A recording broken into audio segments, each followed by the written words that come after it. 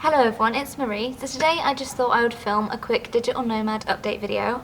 As you know, for the last 3 months I've been tracking my progress of learning how to work online and be a freelancer, or basically just a digital worker, so that I can basically travel the world and be able to work online. So I gave myself 3 months to find a consistent online job and I would start traveling.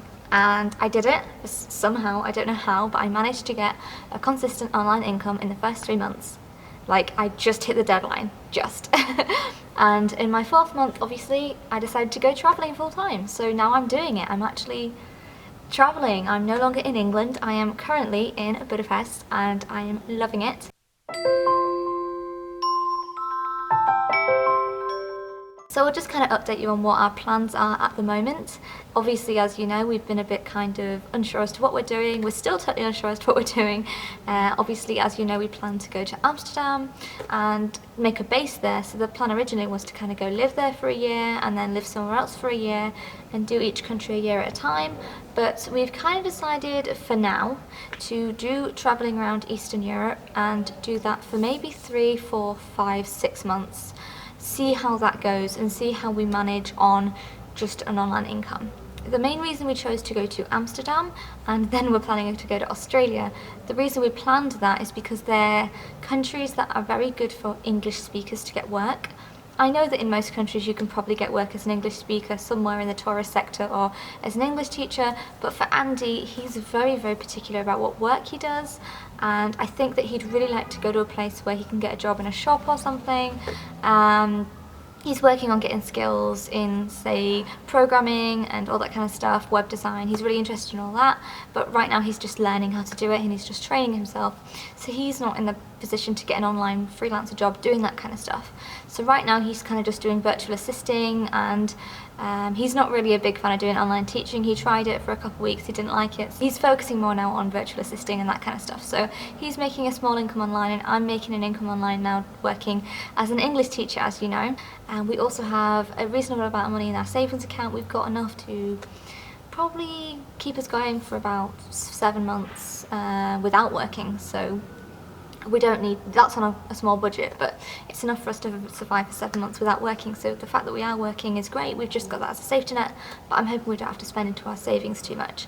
It's mostly to put down deposits on a place if we decide to stay somewhere long term. So the main point is that right now we're planning to just kind of spend a month at a time in each location.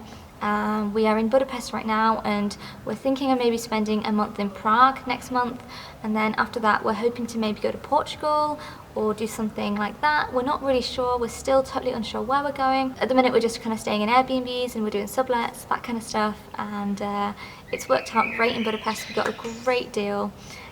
This place is wonderful, I absolutely love it here, and when we leave I'm going to be doing an Airbnb tour and showing you it and telling you the price, because it was just an amazing place. So as you know, I've become an online English teacher, which is awesome because I can do it anywhere in the world, or I can choose my own hours. The only downside is that once I've kind of opened up a slot and someone's booked in, you obviously can't cancel it unless you have crazy extenuating circumstances, so you do have to stick to the times you've booked, so you can't just like spur of the minute change your plans. But it's up to you when you work, you choose your hours, but once you've chose them and someone's booked in for a lesson, you can't cancel.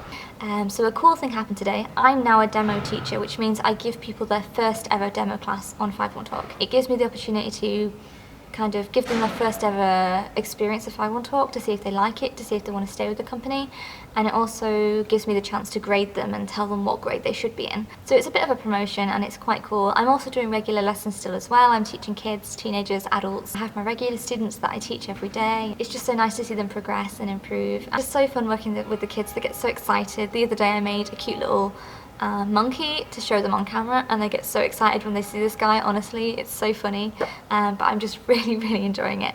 I'm also on my way to being promoted to a senior teacher, so right now I'm a junior teacher, which is kind of like a first level teacher, and so I'm hoping to become a senior level teacher soon, which means I will be getting a pay rise as well, so that's always good, and that should mean I get more consistent work as well. So things are really looking up in terms of teaching online. So in terms of freelancing, do I want to be a teacher forever? Probably not. So ideally I'd love a job that I can do when I want, where I want. I can choose my own hours, and I can do it in a coffee shop or I can do it anywhere I want to do it. I don't want to have to just be able to work at home with a blank background like I do when I'm teaching. The best freelance work, in my opinion, is to become a video editor or a graphic designer, do that kind of stuff, do more design stuff that I'm actually qualified in. I mean, I did a degree in design, and to be able to do that professionally online as a freelancer would be wonderful. So right now I am working on getting a website up and running for Dream in Autumn, and I'm also working on creating some sort of portfolio, like a digital portfolio for graphic design or video editing. I'm still not sure where I want to specialise in. I'm also looking into just doing virtual assisting, but I have learnt that I really do need to specialise and niche down. That's one of the main things I've learnt this month. I actually went to Reddit for digital nomad advice. I was a bit kind of nervous about going to Reddit for advice because they do have a bit of a reputation for being a bit harsh, but I figured the digital nomad subreddit is a really good Reddit page, thousands of people go on it. And I figured that even if they're mean to me, hopefully I'll get some sort of advice from it. And it worked. I got a ton of advice from Reddit. I even got some people sending me private messages, giving me even more specific advice as to how I can get online work. So I shared my, I think it's 7 reasons I quit Upwork video on there. And obviously a lot of them were not happy with that video because they thought I was kind of just ranting, and they kind of thought I was some crazy millennial who just wanted it all straight away and was ranting because I couldn't get a job on Upwork after 3 months of work. And obviously if you watch the video to the end, you know that that's not at all the case and that I work super hard. But obviously I wanted some income that would enable me to travel now.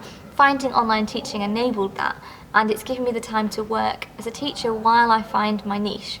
So that's what the whole point in me stopping Upwork temporarily was about. It wasn't about me just quitting because I couldn't get a job in 3 months. No, it was about me taking a break from Upwork because I realised I wasn't doing a very good job of it, and I needed to figure out how to make Upwork work for me. Thankfully, because of Reddit, I got lots of great advice, and I realised where I was going so terribly wrong on Upwork. So I'm just going to read out the advice that they did give me. First thing, not negotiating.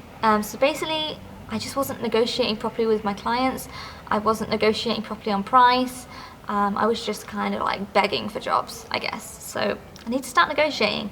I was taking on jobs that weren't worth my while, like crappy jobs paying just $30 for like 3 days of video editing. No, I shouldn't take those jobs. Not in-demand skills. So basically I just wasn't offering skills that are in demand. Yeah, I can totally see that. I guess I was offering generic skills that anyone could do, right? Lack of confidence, yeah, probably had a lot of lack of confidence. So I guess I'm gonna have to come across as more confident. Define niche. Yeah, this is a big one. I haven't defined my niche. I was trying to be the person that can do anything. I was applying for virtual assisting jobs, I was applying for video editing jobs, I was applying for graphic design jobs. You're not going to get work on Upwork if you don't niche down and become a specialist. I need to find something that I want to do and I want to specialise in. Obviously, we know this. Don't release work before payment. Never doing that again. If you didn't know, I did speak about it on a couple of Digital Nomad update videos, but basically I did some work a few months ago. The person never paid me for it, disputed it through Upwork, and Upwork sided with the client, so I didn't get any money. Make clear milestones. So in our contract agreements, we need clear milestones. Yeah, that was a big problem. I didn't set clear milestones at all. Also, I've been told virtual assistants get low pay. Maybe that's true. So maybe I should start applying for different kinds of jobs. Then again, I don't mind getting low pay if it's just for now. But if I want to do virtual assistant work, once again, I've got a niche down to becoming a virtual assistant. And I don't know if I want to do that, so something to think about. Learn to outsource. So yeah, that's a cool thing. Obviously, I have nothing to outsource right now, but it would be cool if I eventually can be taking on so many projects that I can outsource work to other people. Yeah, that would be really cool. Probably a bit of a longer term goal, but that was some advice I was given. Use strict filters. So when applying for jobs, I need to use stricter filters like certain price gaps, certain clients. I can't just apply for everything. I need to kind of filter it down what I apply for. So I've been told that the main objective for Upwork is to get some sort of Skype call or a video call, a phone call, just get some sort of call so that I can negotiate and actually talk to them and kind of tell them what I can offer them in person, because emails apparently isn't always the best. I've also been told that I'm just bidding too low. Like if I'm bidding for $10 an hour, people are just going to think I'm crap. They're going to think I'm not very good. People are going to eliminate me straight away because they'll think I'm not a professional. So I definitely need to start charging more, basically. That's basically all the advice I got from Reddit. I would say it was pretty good advice. I could probably make a video about all this advice. That's how great it is. I'm going to try out all this stuff. I'm going to spend the next few months really niching down, specialising, and once I find out what works for me, I will definitely, absolutely make a video talking about Upwork and how I've learnt to make it work for me. So I'm definitely ready now to kind of start with the freelancer platforms again, but I'm not going to rush into it this time. At the end of the day, I have a job, I have a teaching job right now that is keeping me going and it's paying my rent and bills and it's allowing me to travel. The main objective to be location independent is now kind of ticked off and sorted, so now I kind of have the time to focus on specialising, training myself, gaining skills and finding out exactly what I want to niche down into. As a whole, we've been doing quite good for budgeting. I mean, our rent has been really good and affordable. I just feel like we're spending a bit too much money right now in terms of food and activities. It's kind of hard to get your head around the fact that you're living here and not just on holiday. Now, I'm definitely not going out every night and I'm definitely not going to all the museums and acting like I'm on holiday, but at the same time I still kind of feel like I'm on holiday even though I know I'm here to work.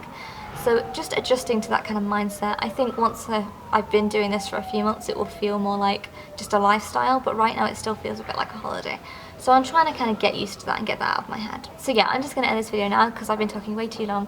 I hope that you enjoyed it and I hope it kind of give you a bit more of an insight into how I'm managing to travel and work right now. Only 2 weeks in, so obviously I've got a lot to learn and a lot to experience. I'm sure that next month's update video is going to be really interesting and a lot more different. Hopefully I'll have different things to share and I can let you know if some of these tips worked for me or not. But yeah, I'm going to end this one here now. I hope you enjoyed it. If you did enjoy it, please like and subscribe and share it with anyone that you think it might help, inspire, or who might benefit from it. I make videos 3 times a week, sometimes 4, 5 times a week. I upload videos about becoming a digital nomad. I also upload travel vlogs, healthy eating videos, minimalist videos, tons of videos just about living a lifestyle where you're really intentional about what you do, how to be positive and get what you want, achieve what you want to achieve, all that kind of stuff. So I really hope that you enjoyed it and I will see you next time.